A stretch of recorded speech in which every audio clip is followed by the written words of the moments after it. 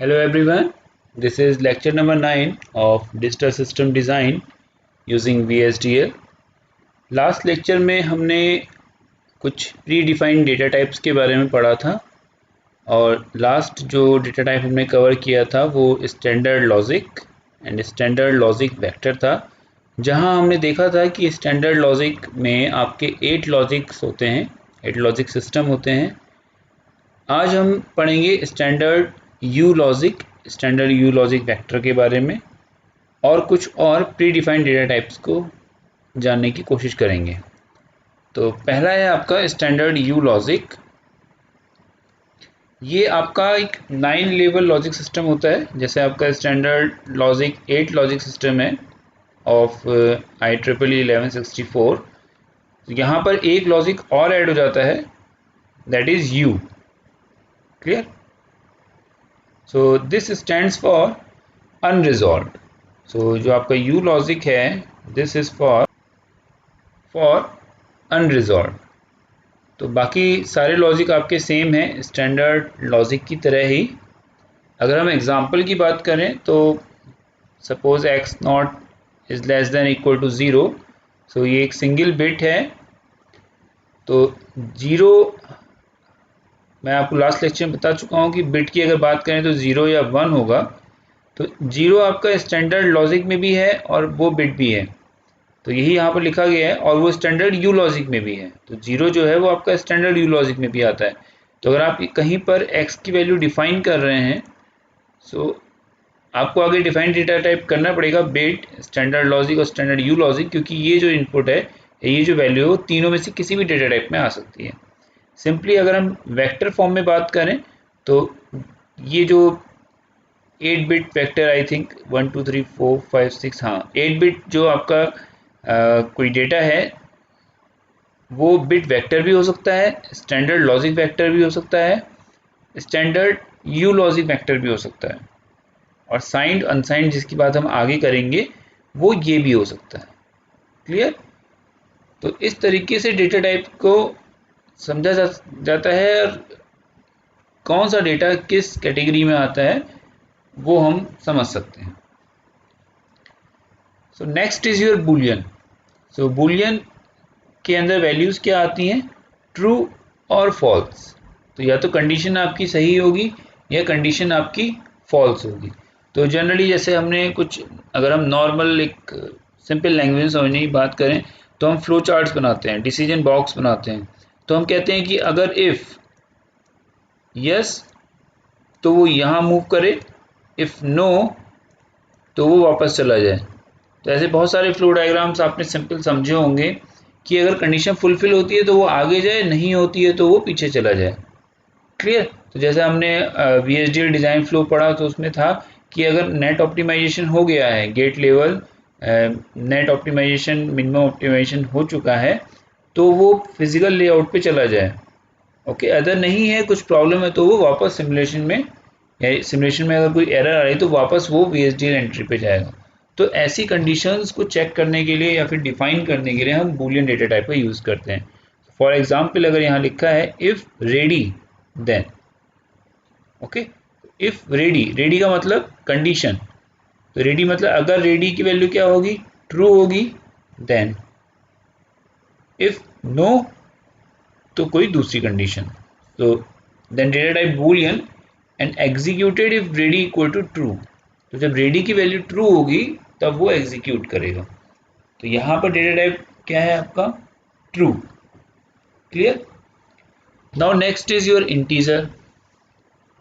सो integer की एक range है, from this value to this value, कोई भी वैल्यू आप ले सकते हैं। और अगर हम एग्जांपल की बात करें तो सपोज कोई एक वैल्यू आपने डिफाइन करी n में, n कोई सिग्नल है, वैल्यू दी आपने 1200, तो वो इस रेंज में आएगा, तो वो इंटीजर। क्लियर? तो ये हो गया आपका इंटीजर डेटा टाइप। अब इंटीजर में आपके निगेटिव और पॉजिटिव दोनों ही नंबर्स हैं। क्लियर? तो ये आपका इंटीजर वैल्यू हो गई। अब बात करते हैं next, natural.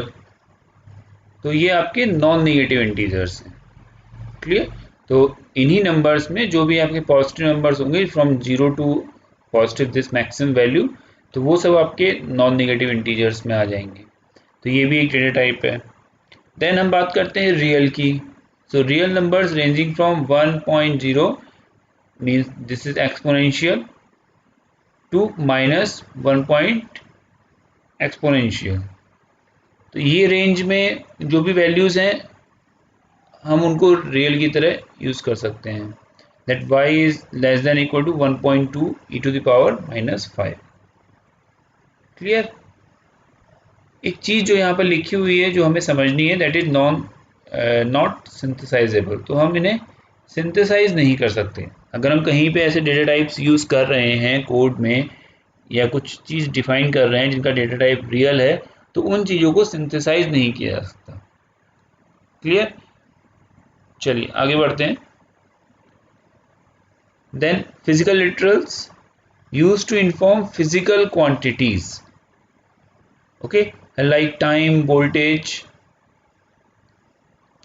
So these are useful in simulation but not synthesizable. तो ये चीज़ आप जो synthesizable का एग्जाम्पल है वो आप यहाँ से समझ सकते हैं। सपोज जैसे मैंने आपसे कहा कि हम एक NAND गेट इम्प्लीमेंट कर रहे हैं, तो टेस्ट बेंच में हम क्या कर रहे हैं, वेव इनपुट्स अप्लाई कर रहे हैं कुछ ड्यूरेशन के बाद, like wait for 10 nanosecond, wait for 10 nanosecond. तो हम जब भी कोई वैल्यू अप्लाई कर रहे हैं तो उसके बाद वेट कर रहे हैं फॉर 10 नैनोसेकेंड। तो वो जो वेट फॉर 10 नैनोसेकेंड है that is a physical literal. Okay, तो यहाँ पे एग्जांपल दिया है Q is less than equal to D after 10 nanosecond. तो Q में ये वैल्यू जाएगी, Q is less than equal to D। तो D में जो भी वैल्यू है वो Q को असाइन होगी, लेकिन कब होगी, 10 नैनोसेकेंड के बाद। ओके,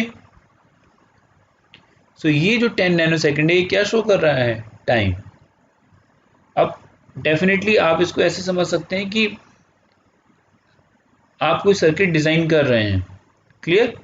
तो आपने कहा कि उस सर्किट में सपोज आपने ये A वैल्यू रखी, ये आपने कुछ B वैल्यू रखी, और A और B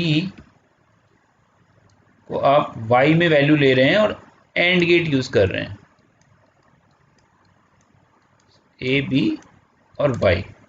ठीक है, ध्यान से सुनिएगा इस बात को। आपने वैल्यू दी A की 0 0। अब यहाँ पे A की वैल्यू क्या है, यहाँ का एग्जांपल लेते हैं, this is 1 and this is 0। Clear. तो हम क्या करते हैं, यही वैल्यू ले लेते हैं जो हमने दी है यहाँ पे, दैट इज योर, तो यहाँ पर आपकी वैल्यू है A is 1 and B is 0। So Y का आउटपुट कितना आएगा, 0।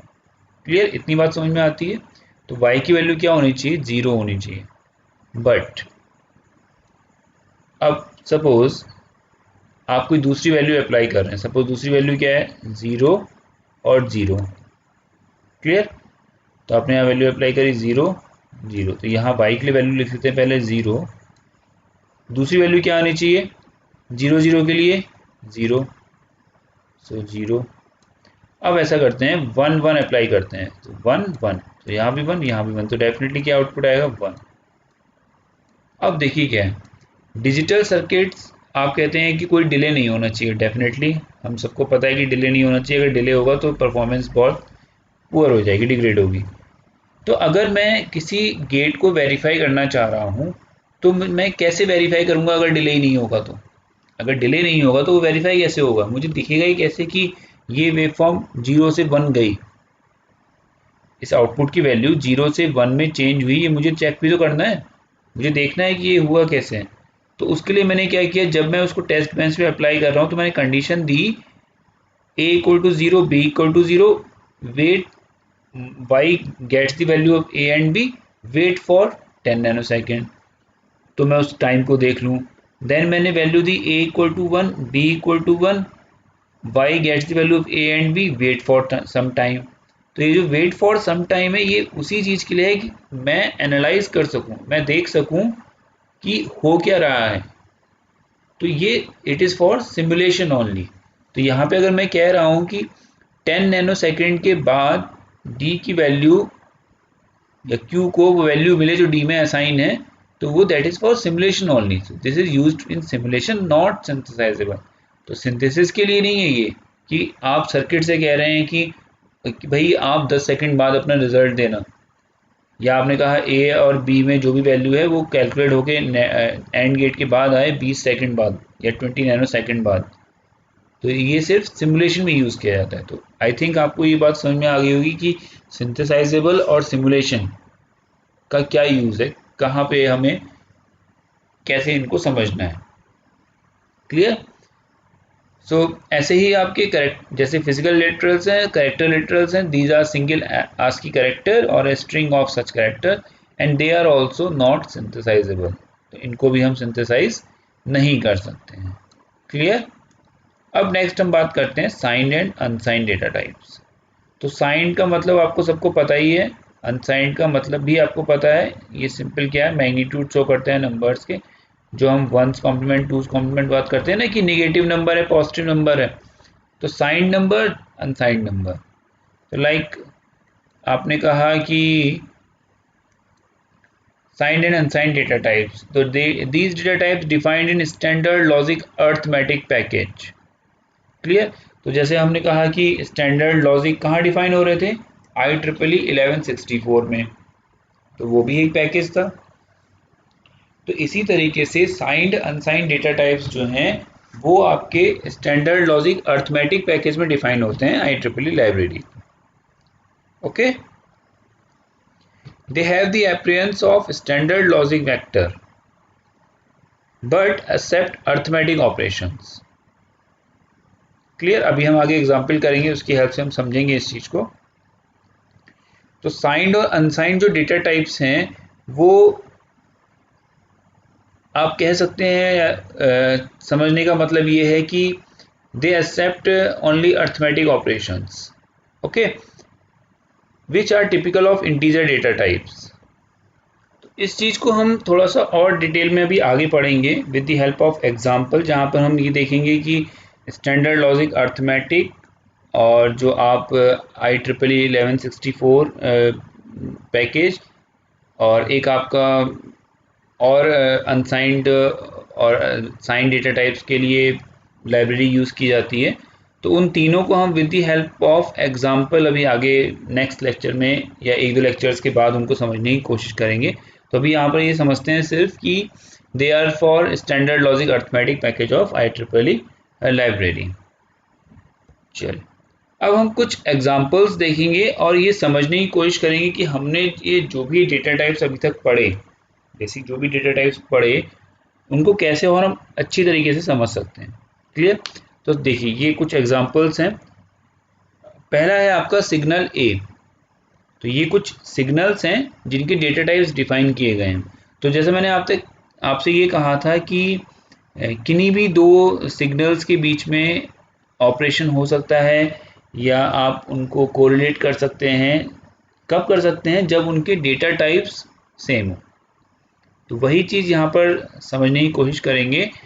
तो एक सिग्नल ए है आपका, जो इसका डेटा टाइप क्या है, बिट।